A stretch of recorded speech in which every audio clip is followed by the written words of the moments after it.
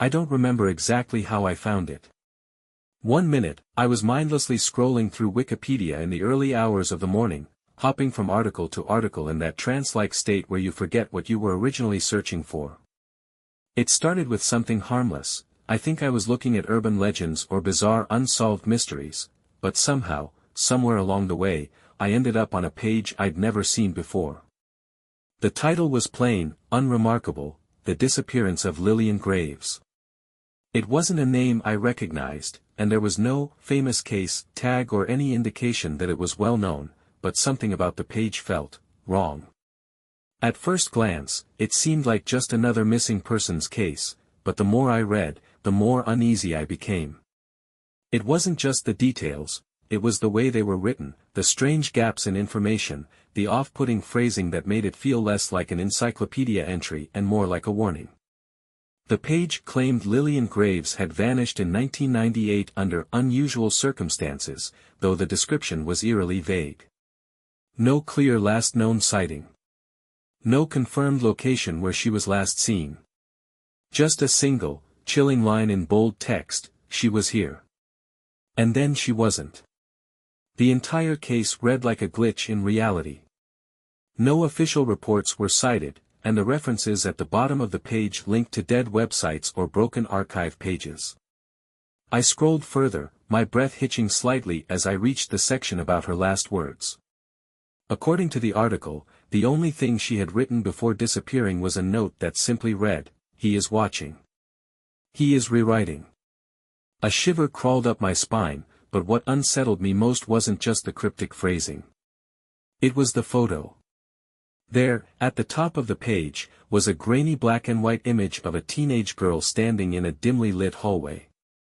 The quality was awful, like a frame pulled from an old VHS tape, but even through the static, I could see her face. Or rather, I couldn't. It was blurred, wrong.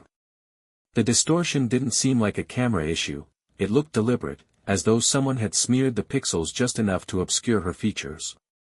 And yet, the more I stared at the photo, the more I had the distinct and overwhelming sensation that she was staring back at me. My screen flickered, just for a second, just long enough to make me question whether I had imagined it. My heart thudded against my ribs as I scrolled up and down, half expecting the photo to change, to move, but it didn't. Still, I couldn't shake the feeling that something was shifting. The longer I stayed on the page, the more unnatural it felt, like I was looking at something I was never supposed to see. Then, without warning, my laptop screen went black for a full 2 seconds. When it returned, I was back on Wikipedia's homepage. The page was gone. The article no longer existed. And when I typed Lillian Graves into the search bar, I got nothing but a bland, no results found. Even my browser history was empty, as if the page had never been there at all. My stomach twisted into a knot, my fingers hovering over the keyboard as an icy dread settled in my chest. I had just seen it. I had just read it. But now, it was as if it had been erased, not just from Wikipedia, but from reality itself. I sat there for a long time, staring at the blank screen, my pulse still unsteady. I told myself I must have imagined the whole thing, that maybe I had dozed off at my desk and dreamt it. Maybe it was a prank, some kind of elaborate internet hoax designed to disappear when users tried to revisit it. That had to be it. There was no other explanation. I was just about to shut my laptop when my phone vibrated against the desk. A new notification. My breath caught in my throat as I looked down at the screen. A single word was displayed in the middle of the notification bar. Lillian. No number. No sender. Just the name. My hands trembled as I unlocked my phone, my pulse hammering in my ears. The screen went white for a second, then flickered back to normal. No new messages. No missed calls. Nothing. Just the faint reflection of my own face staring back at me. Only, something wasn't right. The reflection wasn't perfectly aligned.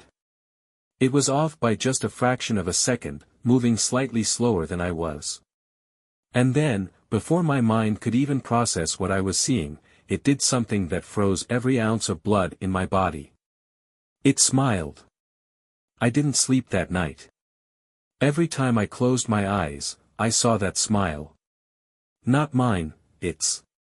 The reflection that had lingered a second too long, watching me, grinning at me from the darkened glass of my phone screen. Even after I turned off the lights and buried my face under the covers, I could feel it, that suffocating awareness that something was wrong, that some unseen presence had crossed an invisible threshold between where I sat and where it stood. I lay there, my heart pounding in my ears, gripping my phone so tightly that my fingers ached. The name Lillian still glowed faintly in my notifications, the empty void of no sender making it infinitely worse. I tried to ignore the way my hands trembled as I swiped it away, forcing myself to breathe, to think rationally. Maybe it was just a glitch. Maybe I had typed her name at some point without realizing it. That had to be it, some random autofill error, some logical, normal explanation.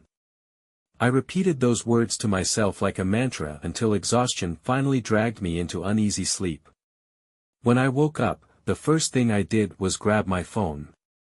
The notification was gone. No messages. No missed calls.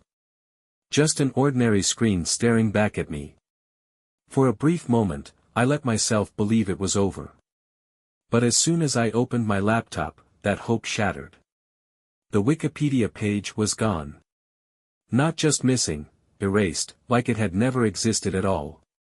The search bar returned nothing, not even cached results. There were no archived versions, no forum discussions, no trace of Lillian Graves anywhere on the internet.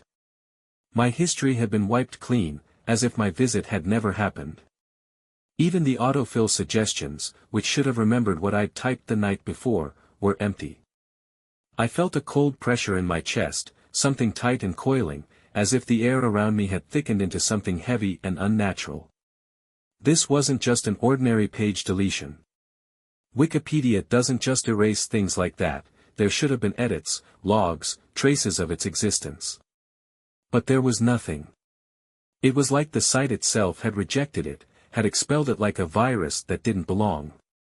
My stomach twisted into knots as I clicked through deeper and deeper pages, trying every possible combination of words: Lillian Graves missing, Wikipedia unsolved cases, erased articles, vanished girl Wikipedia. But all I got were error pages and unrelated entries. The more I searched, the worse the feeling became, that creeping, suffocating sense that I had seen something I was never supposed to see. A sick, anxious voice in my head whispered that I should stop, that I should shut my laptop and walk away. But I couldn't. I grabbed my phone and texted my best friend, Mark, telling him everything. I needed someone else to verify what I had seen, someone to confirm that I hadn't just imagined the whole thing. He replied almost instantly, telling me to send him the link. I hesitated before typing, my fingers reluctant to put the words into writing, as if acknowledging them would somehow make them more real. But I did it anyway. I sent him the exact title of the page, The Disappearance of Lillian Graves. A few minutes passed in silence, then my phone buzzed again. Dude, there's no page like that. Are you messing with me? My throat went dry. I told him I wasn't joking, that I had read it just hours ago. He asked if I had taken screenshots. My stomach sank. I hadn't. It hadn't occurred to me at the time, I hadn't expected a Wikipedia page to just vanish into nothing. But before I could respond, another message from him popped up. Wait, dude, I just tried to search for it again, and now my phone froze. What the hell? My fingers hovered over the screen, a deep unease creeping down my spine. Before I could type a response, another message came through. Okay, now my search history is blank. I swear to God, I didn't do anything. What the hell did you send me? My heart hammered as I stared at his texts, my breath coming in short, shallow bursts. Then, all at once, my phone screen dimmed. I barely had time to react before it went completely black. And then, slowly, painfully, a single word faded onto the screen. Not a notification. Not a message. Just Lillian. And this time, the screen didn't flicker. This time, it whispered. The whispering didn't come from the phone speaker. It came from inside the room. A breathy, static-laced voice, just inches away, just beyond the edge of what my brain could process, a sound so unnatural it sent every nerve in my body into a state of primal terror. I jerked back so violently that I nearly fell off my chair, my phone tumbling onto the desk with a dull thud. The screen was still black except for that single word, Lillian, glowing like an open wound in the darkness.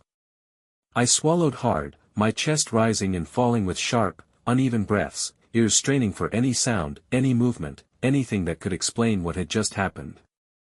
But there was nothing. Just silence. The kind of silence that felt too deep, too artificial, as if the world itself had paused, waiting. I reached for my phone with trembling fingers, every instinct in my body screaming at me not to touch it, but I had to. I had to know. My thumb hovered over the screen, the cold glass slick with sweat, and just as I was about to lock it, the screen flashed white, and a new notification appeared. A photo. Sent from an unknown number. My breath hitched as I tapped it open, my mind already bracing for whatever horror was waiting for me on the other side. But nothing could have prepared me for what I saw. It was a picture of my room. Taken from the doorway. The angle was high, as if someone much taller than me had been standing there, watching while I sat at my desk. The timestamp in the corner said it had been taken 1 minute ago. I whipped my head toward the door so fast my vision blurred, but there was no one there. Just the same old wooden frame, the chipped paint, the dim glow of my desk lamp stretching long shadows across the carpet. But I couldn't shake the feeling that something had been there. That something had moved the second I turned my head. My stomach churned as I studied the photo again, my fingers tightening around the edges of my phone, my pulse a violent hammering against my ribs. The room in the picture looked identical to mine, same furniture, same open laptop, same coffee cup beside my keyboard. But there was something wrong, something I hadn't noticed at first. My reflection. The mirror on my closet door was just barely visible in the frame, but the figure staring back from it wasn't sitting at the desk. It was standing. And it wasn't facing the camera. It was facing me. A strangled sound crawled up my throat, some half-formed denial that never fully escaped my lips. My muscles locked up, my skin prickling with something far colder than fear. I squeezed my eyes shut, swallowing down the bile rising in my throat, forcing myself to breathe. This wasn't real.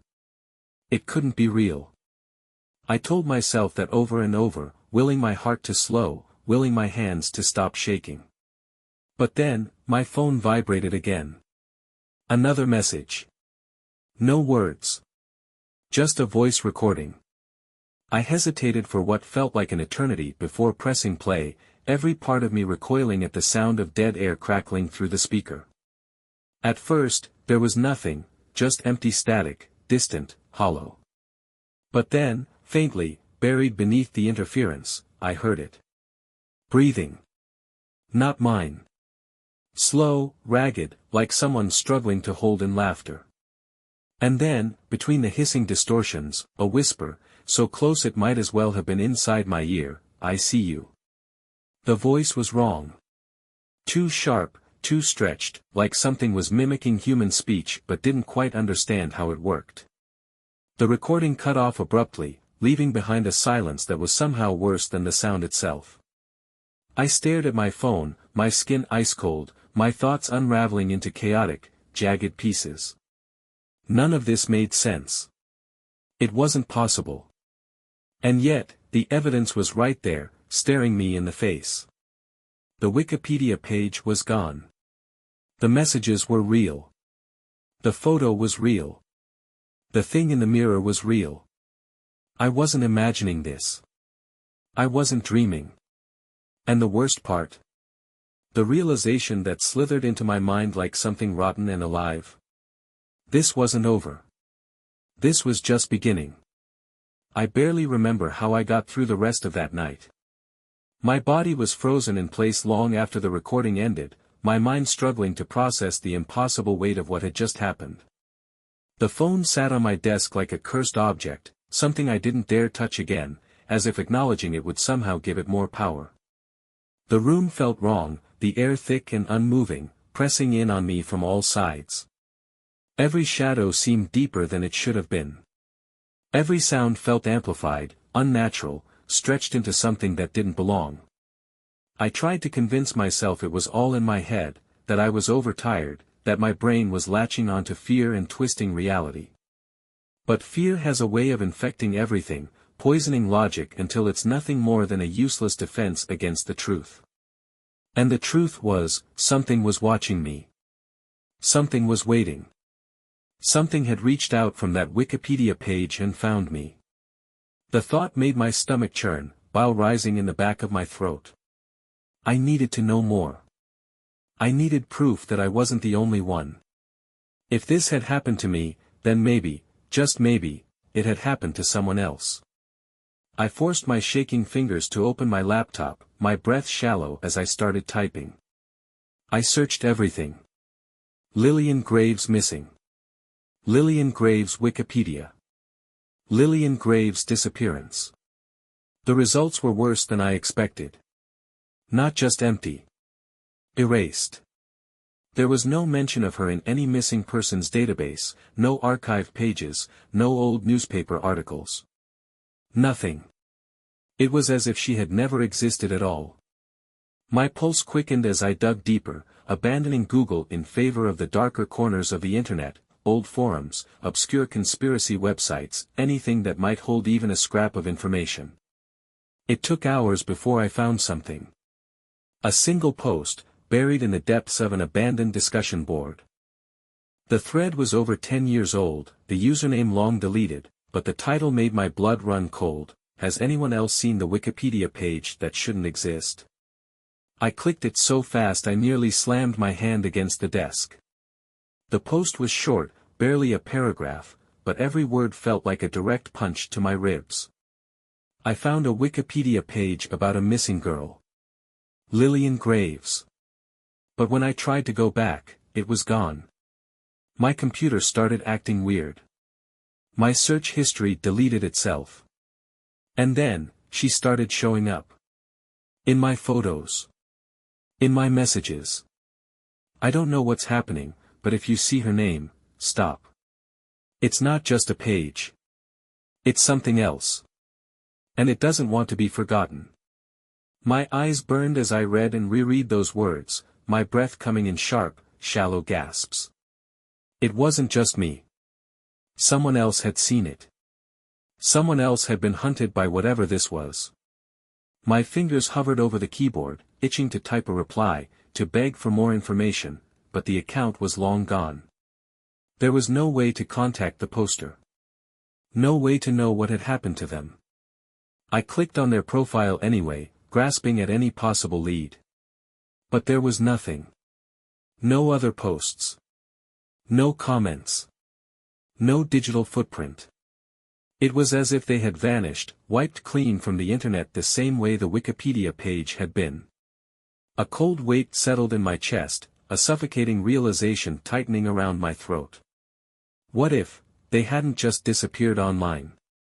What if they had disappeared for real? My hands trembled as I pushed my chair back, my breath shaky as I glanced around the room. Every shadow felt too deep. Every corner felt like it was hiding something just out of sight. My instincts screamed at me to stop, to shut my laptop, to pretend none of this had ever happened. But it was already too late. Because as I reached for my phone, desperate to call Mark, to tell him everything, the screen lit up on its own. A new notification. Another photo. But this time, it wasn't of my room. It was of me. Taken from behind. I couldn't move. My body felt like it had been ripped out of time, frozen in the exact moment my eyes locked onto the screen. The photo was grainy, distorted, but there was no mistaking what I was looking at. It was me. Sitting at my desk. The same posture. The same hoodie I was wearing right now. But the worst part wasn't that someone had taken a picture of me from behind. It was what stood in the background. A shadowy figure, barely visible, just beyond the doorway, its outline blurred and indistinct, but watching. My stomach clenched so hard I thought I would be sick. I spun in my chair, heart slamming against my ribs, eyes darting wildly to the door. It was open. I didn't remember leaving it open. The hallway beyond was nothing but a strip of darkness, stretching endlessly into the unknown. My breath hitched as I squinted into the void, my ears straining for anything, a creak, a whisper, a shift in the air. But there was nothing. Just silence. And yet, I felt it. The weight of unseen eyes pressing against my skin. The gut-wrenching certainty that something had been standing there, that maybe it still was, just beyond my perception, just waiting for me to look away. I forced myself to focus, to think, to push past the paralyzing fear curling around my brain like a fist. My phone vibrated again. Another message. My hand shook as I reached for it, my fingers so slick with sweat that I nearly dropped the device. No words. No sender. Just a file. A video. I hesitated, every cell in my body screaming don't open it, but my curiosity, my desperate need for answers, won out. With a deep, shuddering breath, I tapped the screen. The footage was dark at first, nothing but shifting static, the faint, rhythmic sound of breathing crackling through the speaker. Then, the image sharpened. A security camera feed. The angle was low, tilted slightly, like it had been placed on the floor of a dimly lit room. The timestamp in the corner flickered erratically, jumping between past and future dates, as if time itself had been corrupted. And then, movement. A girl. Lillian. I knew it before I even saw her face. She stood in the center of the frame, motionless, her head tilted just slightly, as if listening. As if waiting. Her long, dark hair hung limp over her shoulders, obscuring most of her face. But not enough. Not enough to hide the way her mouth was moving. She was whispering. Not to the camera. Not to anyone in the room. To me. I didn't know how I knew. I just knew. My breath turned shallow as I cranked the volume up, desperate to hear what she was saying. But the second I did, my screen glitched. The entire video warped into a mess of static, distorting her image into something inhuman, something that shouldn't exist.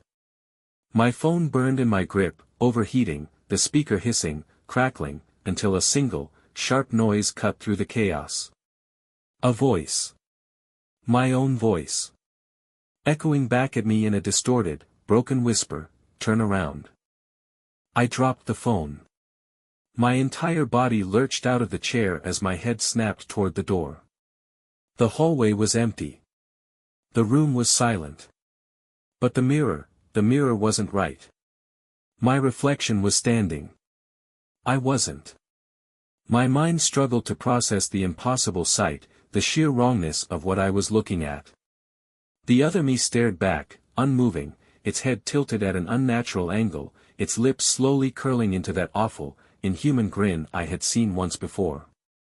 My pulse slammed in my ears as my muscles locked up, trapped in a moment that stretched far too long, like reality itself had begun to lag. And then, the reflection took a step forward. Out of sync with me.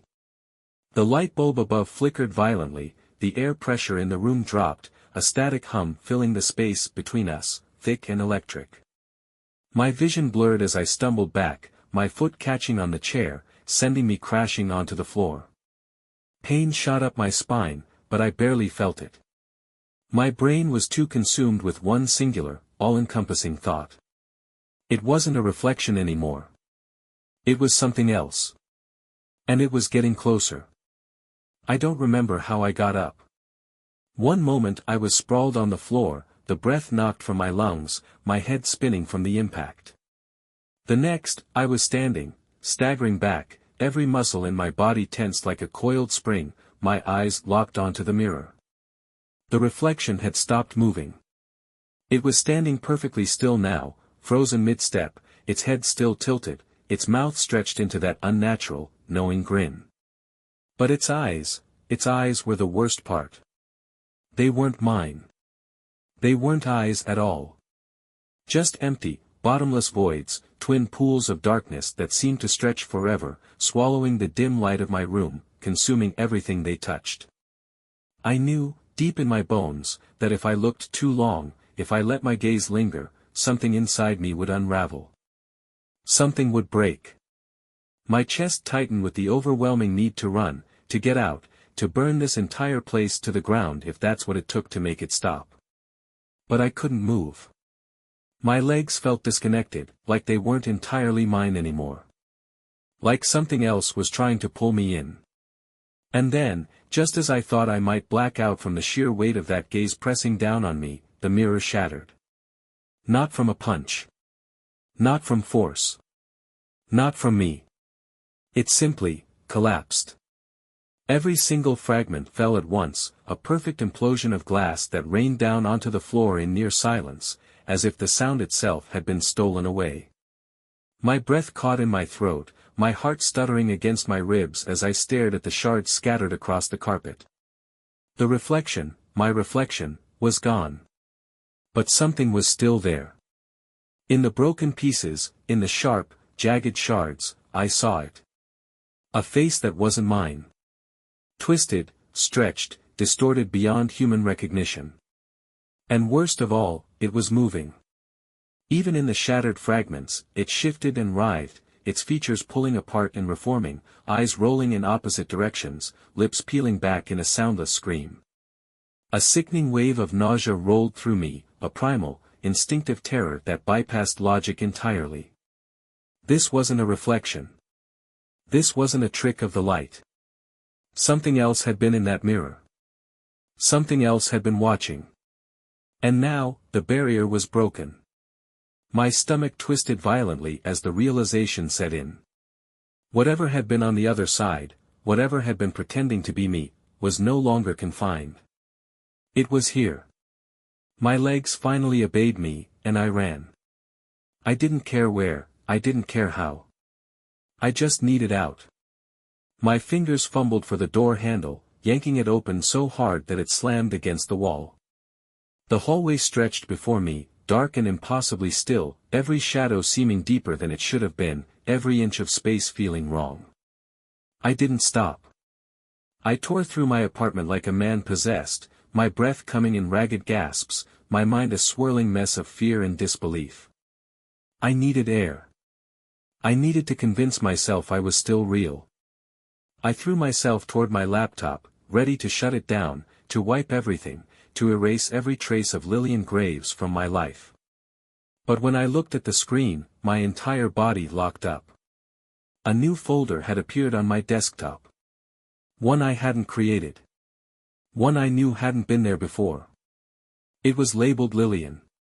My throat went dry. My fingers hovered over the trackpad, paralyzed with dread. And then, just before I could move, the folder opened itself. The folder opened by itself. I didn't touch anything, I swear I didn't, but the screen flickered, the cursor twitched, and suddenly I was staring at a list of files that hadn't been there a second ago. My breath hitched, my hands tightening into fists against the desk as my eyes scanned the screen. There were 3 files. A video. A text document. An audio recording. No extensions. No timestamps. No metadata. Just Lillian burned into the file names like a brand, like a mark left behind by something that had already seen too much. My stomach clenched with indecision, every part of me screaming do not open them, but I couldn't stop myself. My fingers moved before my mind could catch up, my body trapped in that awful pull of curiosity and terror, the kind that makes people look at car crashes or open doors they know should stay locked. I clicked the text file first. The document was empty. Or at least, it was supposed to be. But as I stared, words began appearing, typed in real time, as if someone on the other side of the screen was writing them right now. My lungs constricted, my pulse hammering in my ears as the first sentence formed. You were not supposed to find me. I recoiled, nearly knocking my chair over, my vision tunneling as new lines kept appearing, filling the screen in jagged, frantic bursts. They erased me. They will erase you too. I am still here. I am still watching. You should have left it alone. My mouth went dry, my tongue heavy in my throat. The cursor blinked, the document frozen in eerie silence. And then, just as I thought it was over, one last line appeared. Look behind you. The room plunged into suffocating stillness. I couldn't move. I couldn't breathe. My body locked up so violently that my fingers went numb, my mind slamming against the inside of my skull like an animal trapped in a cage. I didn't want to turn around. I knew what was waiting. The air felt different, thicker, charged with something electric, something alive. I could feel it, right behind me, standing too close, close enough that I should be able to hear it breathe. But there was nothing. Only silence. The kind of silence that was deliberate. The kind that was waiting for me to make a mistake. My skin crawled with the overwhelming sensation of being watched, my instincts screaming that if I turned, if I acknowledged it, something irreversible would happen.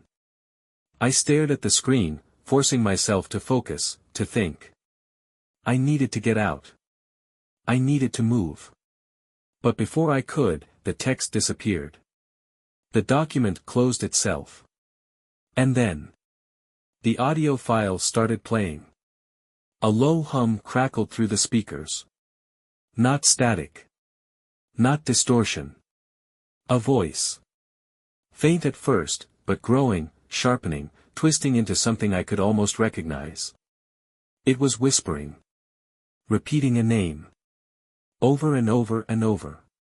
Lillian. Lillian. Lillian. But the longer I listened, the more I realized, it wasn't saying her name. It was saying mine. I don't know if I opened the folder or if it opened itself, but the moment the files appeared on my screen, something in the room changed.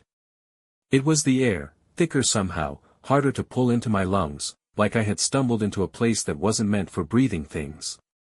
My hand hovered over the touchpad, my fingers trembling, not from cold, but from the weight of the choice I knew I had to make. There were 3 files, each labeled simply, Lillian_video, Lillian_audio, and Lillian_log. No extensions, no sizes, no creation dates, just floating there, impossibly light, as though they didn't actually exist inside my computer, but somewhere else, projected onto my screen from a place I couldn't begin to understand. My mind screamed at me to shut the laptop, to walk away, to leave Lillian and whatever she was behind the digital veil where she belonged. But curiosity, that ancient predator, that self-destructive hunger to know, kept my hand moving until the cursor hovered over the first file. The video. I clicked it, and the screen immediately filled with darkness. No buffering. No player controls. Just void. Then came the breathing, slow, shallow, wet. The sound of someone too close to the microphone, too close to the camera, like they were pressed right up against the lens. My pulse quickened, the noise slithering under my skin like something physical, something alive. A faint, trembling glow appeared in the center of the screen, and the camera seemed to move, jerky and unnatural, like it was being dragged, not held. The glow sharpened into a figure, standing in a hallway, just barely illuminated by what looked like the cold, sterile light of a phone screen. It was her. Lillian. Or what was left of her. Her face was stretched too long, like someone had grabbed both ends and pulled until the skin was paper thin. Her mouth hung open, jaw trembling, eyes too wide, pupils twitching in opposite directions like she was trying to see in every direction at once. I knew she couldn't actually see me, but somehow, I felt seen. I felt found. The screen flickered violently, pixels bleeding into each other like a wound that refused to close, and then, the video changed. It wasn't Lillian anymore. It was me. Sitting right here at my desk, wearing exactly what I was wearing now. Same angle. Same dim light. But there was something horribly, horribly wrong with the footage. In the reflection of my laptop screen, barely visible, there was someone standing behind me. Not a shadow. Not a distortion. A figure. Too tall. Too thin. Its face split wide in a grin so deep it looked carved into flesh, stretching ear to ear like a wound no human could survive. My breathing turned ragged, my whole body convulsing with panic, but the video kept playing. Worse than that, the footage was live. I wasn't watching a recording. I was watching myself, right now, from a camera that didn't exist. And the figure behind me? It was getting closer. I slammed the laptop shut, sending it skidding across the desk, but the breathing didn't stop. It wasn't coming from the computer anymore. It was in the room. Directly behind me. My limbs refused to obey as cold air wrapped around my neck, and in the reflection of the darkened laptop screen, I saw her hand, pale, wet, trembling, reach for my shoulder. But the moment her fingers touched me, she whispered, and her voice wasn't her voice at all. It was mine. You should have left it alone. I didn't scream when I felt her hand, even though every muscle in my body locked up so violently I thought my ribs might crack from the pressure. My mind was too busy drowning in the sheer impossibility of the moment, too busy trying to understand how something cold, wet, and unmistakably real was touching me when no one else was in the room. The fingers were wrong, not skin and bone, but something closer to paper soaked in water, fragile and cold, clinging to my shoulder like it was afraid to let go. I didn't want to turn around. Every instinct, every ounce of primal survival in my DNA, screamed that if I looked directly at her, if I gave her even a sliver of my attention, it would break the last fragile wall keeping her on the other side of whatever thin barrier still existed between her world and mine. But not looking was almost worse. I could feel her breath now, cold and damp, rustling the hair near my ear. Her fingers slid, slow and deliberate, until they were curled around the side of my neck, and that was when I finally snapped. I launched myself forward, sending the chair skidding back into the wall, my feet tangling in the cord of my laptop as I stumbled toward the door. My fingers barely found the handle before the lights flickered, and in that single flicker, I saw her reflection in the window. Not standing. Not crawling. Hanging, upside down, her arms too long, her neck bent at an angle that should have been fatal. And her face, dear God, her face. Her mouth was moving too fast, whispering words I couldn't hear, her lips peeling back too far, exposing gums and teeth that weren't teeth at all, but shards of glass embedded in wet flesh. Her eyes weren't just staring at me, they were tracking me, moving independently, rolling too fast in their sockets, like she was trying to see every part of me at once. I wrenched the door open, heart pounding so hard my vision tunneled at the edges, the dim hallway stretching before me like something from a nightmare. Every single light along the corridor was flickering now, but it wasn't the kind of flicker caused by old wiring. It was rhythmic, flickering in a pattern, pulsing in time with my heartbeat, as if the entire building had synced itself to my fear. The air was heavy, humid, filled with the faint scent of something rotting just beneath the surface, like wet earth and burnt hair. My breath came in sharp bursts, each step down the hall feeling slower than the last, the walls somehow seeming closer, as if the entire space was narrowing the further I walked.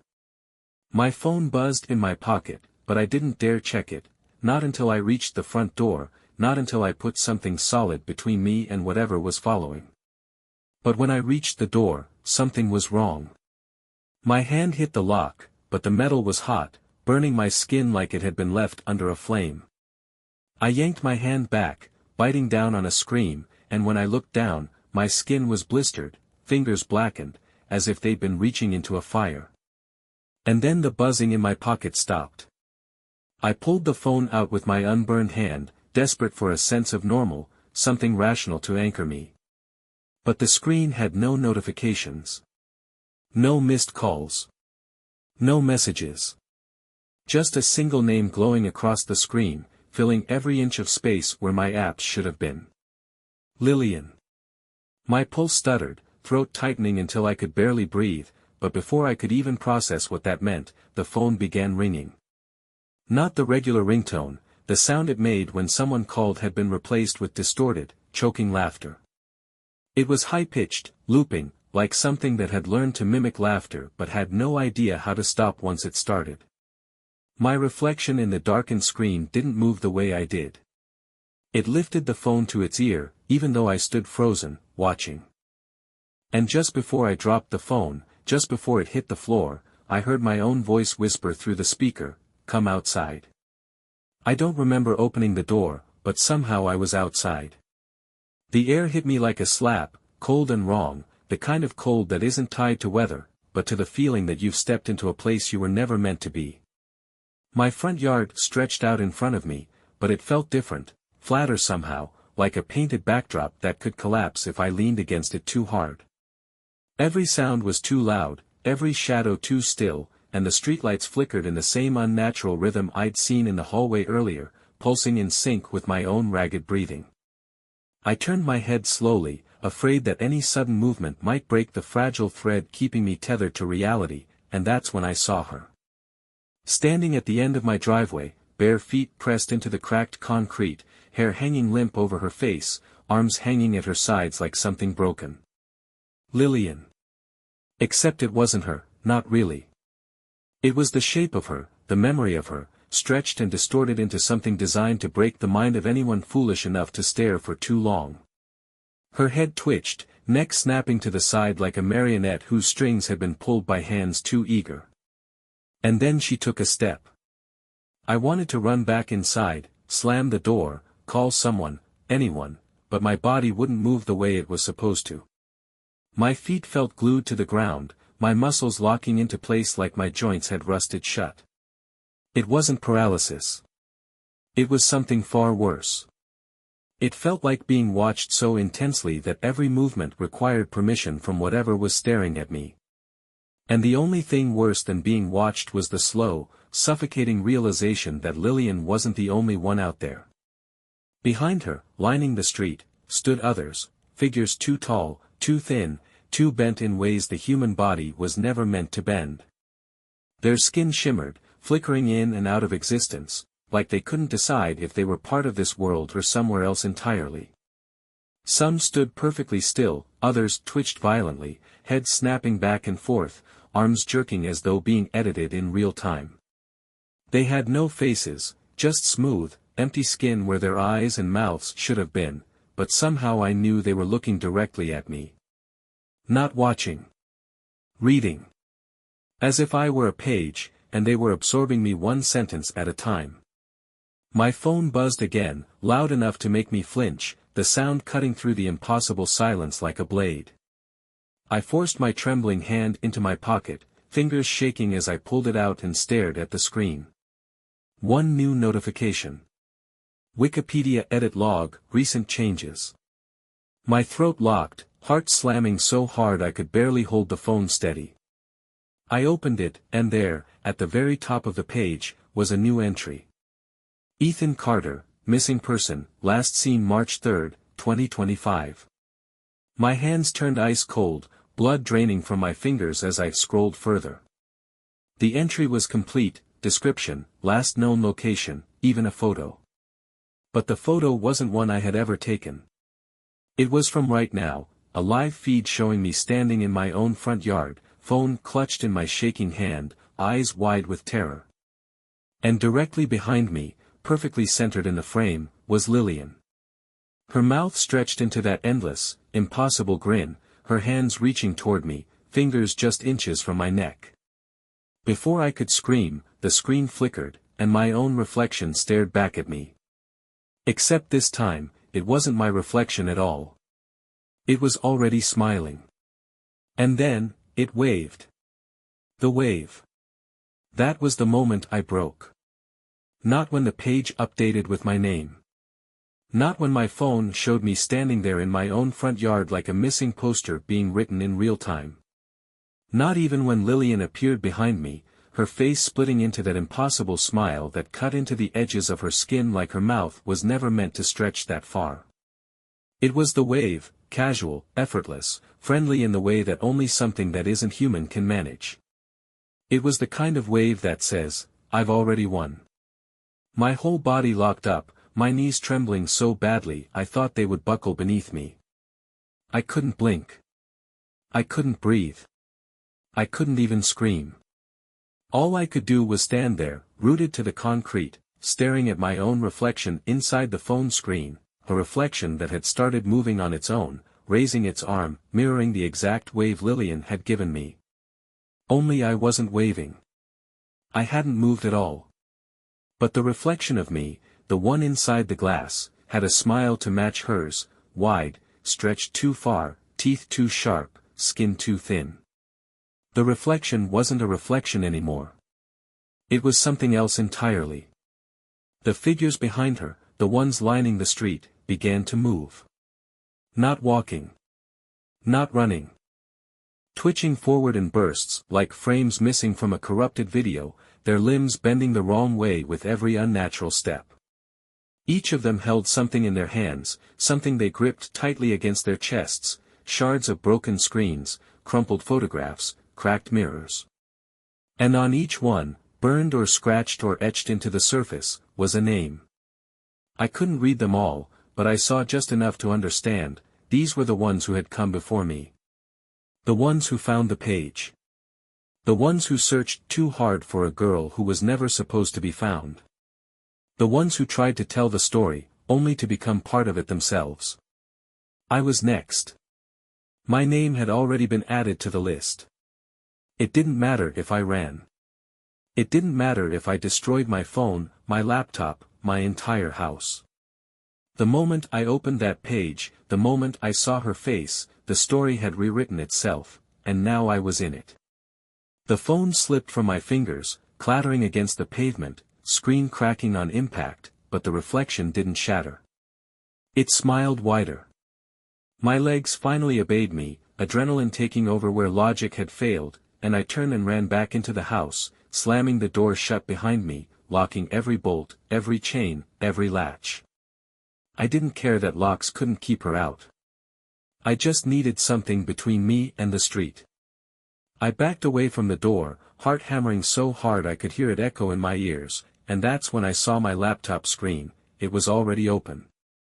The Wikipedia page was back, filling the entire screen. But this time, there was only one section. Current status, confirmed missing. And below that, a live feed. My front door. The camera angle was inside the house, watching me from the corner of the ceiling, even though no such camera existed. And just as I stepped closer, just as my trembling fingers reached for the power button, the feed flickered, and now it showed my back. There was someone standing behind me. And before I could even turn around, before I could process the cold breath against my neck, the page updated one last time. Case closed.